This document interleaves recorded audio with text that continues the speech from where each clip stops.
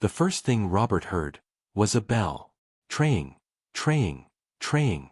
Then he heard something even stranger in his cold, silent mansion. Laughter. Not fake. Not polite. Real, happy laughter. A boy's laughter. Robert stopped walking in the marble hallway. His heart started beating fast. It sounded like his son. His son, Michael. The boy doctors said was paralyzed. The boy who hadn't walked in 2 years. The boy who just sat in a wheelchair, staring out the window. It can't be him, Robert thought. He followed the sound. Past the big living room. Past the empty dining table. Out through the glass doors to the driveway. Cool air hit his face. He smelled fresh grass. He heard wheels on stone. And then he saw it. A small blue bicycle. With support wheels. With straps on the pedals. On that bike sat Michael. Thin legs strapped in.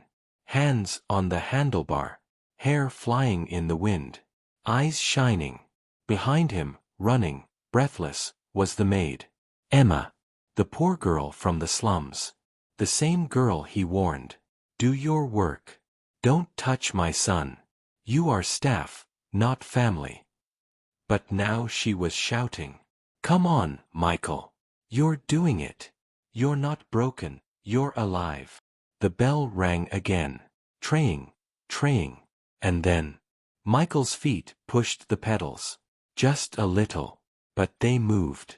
Robert froze. His throat closed. No words came out. His paralyzed son was riding a bike. Because of a poor maid he looked down on. If you were standing there, what would you feel first? Anger? Shock? Or hope?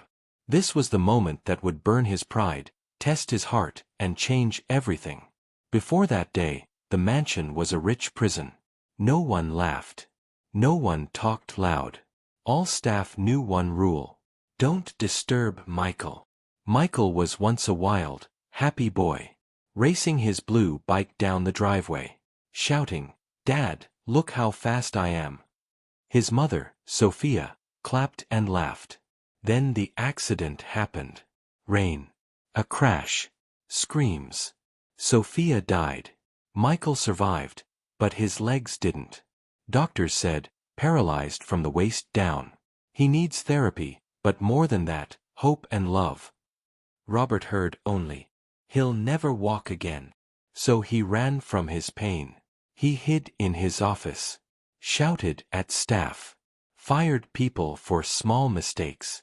Rich outside, broken inside. Michael sat in his wheelchair by the window every day. Thin legs. Empty eyes. Looking at the driveway he used to race on. Therapists came and went. Machines. Exercises.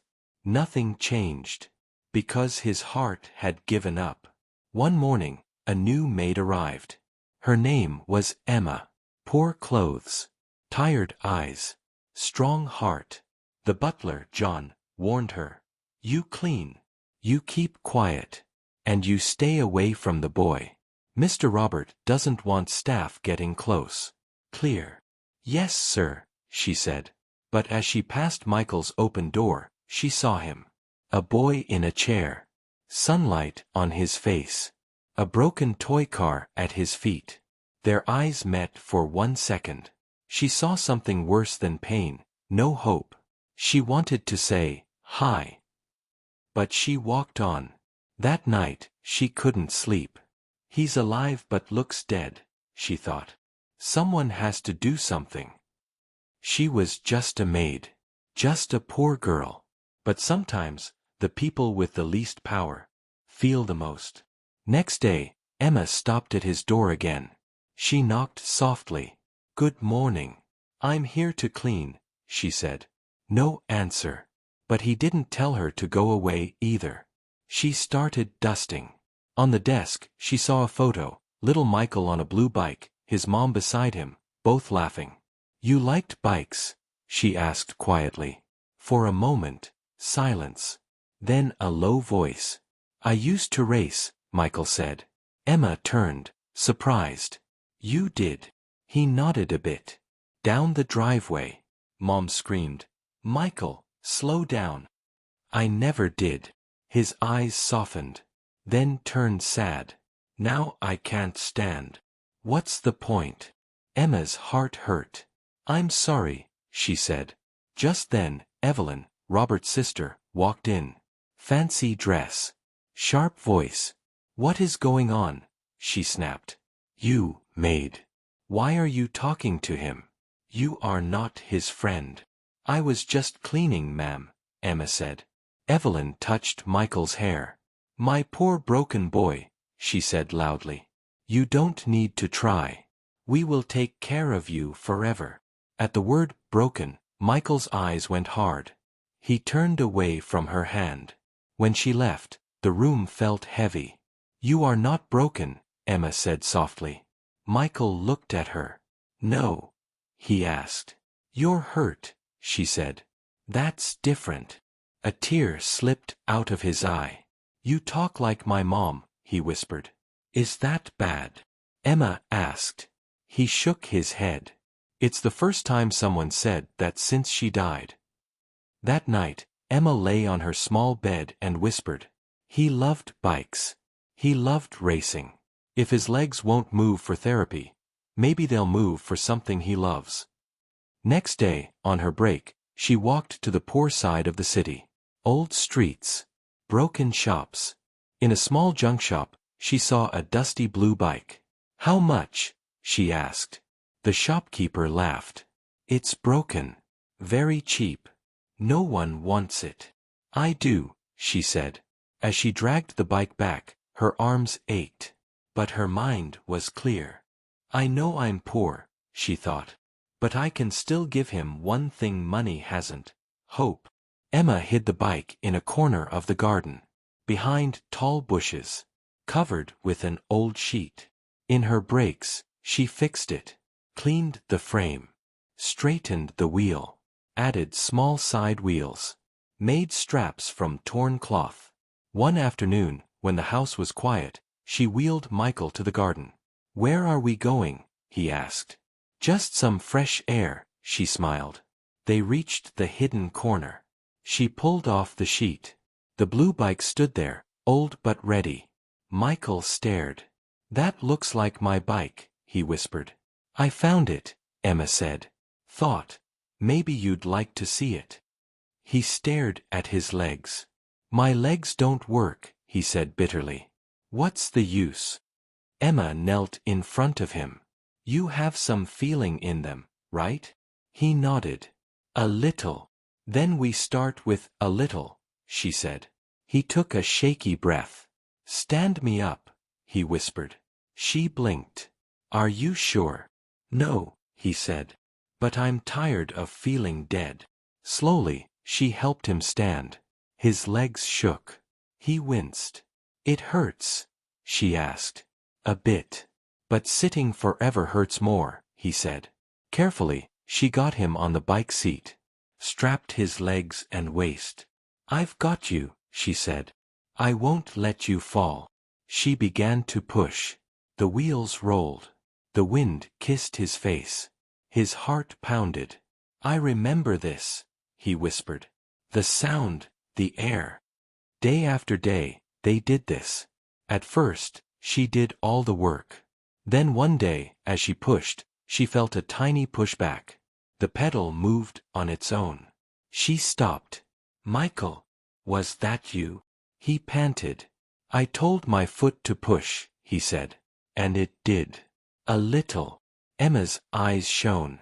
You did that. Not me. You. His lips curled into a small smile. Do you think I'll ride alone one day? Yes, she said. I believe you will. In the security room, John watched the garden camera. He saw the bike. He saw Michael moving. He saw him laugh once. John swallowed. He knew Robert would explode. But he also knew this was the first real progress in years. His hand hovered over his phone. In the end, he called. Because in a rich man's house, hope is always in danger. The next day, Emma looked at Michael and said, Today, the driveway. Michael stared at the long, smooth road. The whole thing. Slow, she said. I'll be behind you the whole time. What if I fall? Then we get up. Together, she replied. She strapped him in. The mansion behind them. The gate far ahead. The sky orange with sunset. Ready? She asked. No, he said. Do it anyway. She laughed softly. That's courage. She pushed the bike forward. The wheels rolled. The wind grew stronger. Tell your feet to help, she said. Even a little. Michael closed his eyes. Move. Please move. His foot pressed the pedal. Then again. I felt it, he shouted. I did too. Emma laughed. You're riding, Michael. He started to laugh, real, loud, joyful. Inside, maids watched from the window. Is that Michael? He's moving. At that moment, a black car entered the gate. Robert sat in the back, watching the video John sent. Emma. The bike. His son. Anger burned in him. But behind the anger was fear. What if he falls? What if I lose him like I lost Sophia? The car stopped. Robert stepped out. He heard the bell. Traying, traying. He heard laughter. He walked forward slowly. He saw the bike. He saw Emma pushing. He saw Michael pedaling. His chest tightened. His hands shook. Evelyn came out and gasped. This is insane. He could get hurt. But Robert didn't answer. He just kept walking. Closer, closer. Michael, he whispered. Michael turned his head. Dad. The bike wobbled. Emma gripped it tight. Then she looked up and saw Robert's face. Her heart dropped. This is it, she thought. I'm finished. What would you expect now? Screaming? Firing? Or something else? Stop, Robert said quietly. Emma slowly stopped the bike. Silence filled the driveway. Everyone watched. I'm sorry, sir, Emma said quickly. I know I broke your rule. But Be quiet, Robert said. But his voice wasn't cruel. It was shaking. He stepped in front of the bike and looked at his son. Sweat on his face. Trembling legs. Eyes full of life. What are you doing, Michael? He asked. I'm trying, Michael said. To move again. Tears filled Robert's eyes. He turned to Emma. How long have you been doing this? A few weeks, sir, she said. I saw he still had feeling in his legs. I thought if he felt the bike again, he might feel hope again. Evelyn jumped in. She could have broken him. She's just a maid. Emma looked down, then up again. I know I'm poor. I know I'm staff, she said. But I couldn't watch him sit and die inside. He is not broken furniture. He is a child. Her voice shook. If you want to fire me, you can. But please, don't take this away from him. Robert looked at Michael. Dad, Michael whispered. When I'm on the bike, I feel like me again. Please don't make her stop. Those words broke something inside Robert. He dropped to his knees on the hard driveway. The billionaire. On his knees. He grabbed his son's hand and cried. I'm sorry, he choked. I ran away from you. I was scared to see you hurt.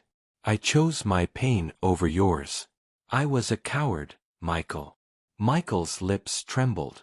It hurt when you stopped coming, he said honestly. But, you're here now. Robert nodded. I'm here. I won't leave again. He stood and faced Emma. You did what my money couldn't, he said. You gave my son courage. You reminded him he is not broken. Emma shook her head. He already had courage, she said softly. I just believed in it. Evelyn scoffed. You're going to reward her? Yes, Robert said. From today, she's not just a maid. She works with the doctors as Michael's personal helper. Her salary will be higher. and her family will never worry about food and rent again. Emma's eyes filled with tears. I don't know what to say. Say you'll stay, Michael said. Please. Emma smiled. I'll stay. Robert wiped his face. All right, champ, he said. Ready to race with your old man? Michael grinned. Only if you run next to me. Deal, Robert said. Emma pushed from behind. Michael pedaled, giving everything he had. Robert ran beside him. The bell rang. Traying, traying. The wind rushed.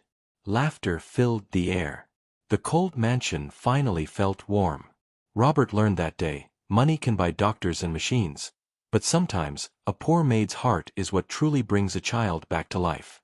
If you were in this story, would you be more like Emma, who broke the rules to give hope? Or like Robert, who took too long but finally changed? Backhand index pointing right. Comment below. Have you ever seen someone people called broken or hopeless, but you felt they just needed one person to believe in them? Whose side do you feel closer to, the maid's or the father's?